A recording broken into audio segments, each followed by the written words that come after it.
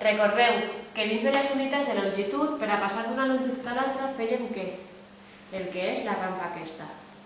I posàvem primer els mil·límetres, després que posàvem els centímetres, després posàvem els decímetres, els metres, que recordem que és la unitat principal de longitud, després posem els decàmetres, els hectòmetres i el quilòmetre.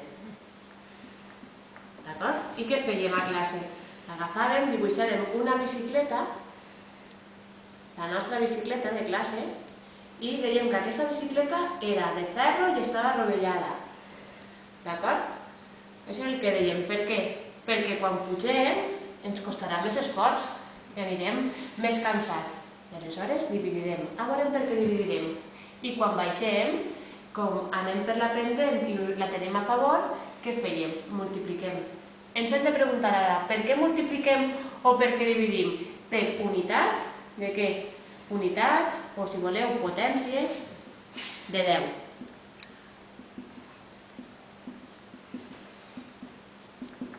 És a dir, si tenim, per exemple, 100 centímetres i volem passar-ho a metres, sabem que la nostra bicicleta pesa molt.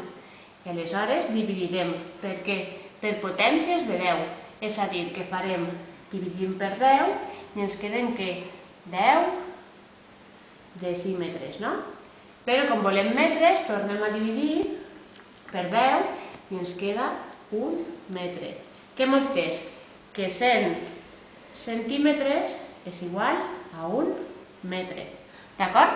Ara, per exemple, anem així, 1 quilòmetre. I volem passar-ho a decàmetres. Anem a veure, com estem dalt en la bicicleta, anem a baixar.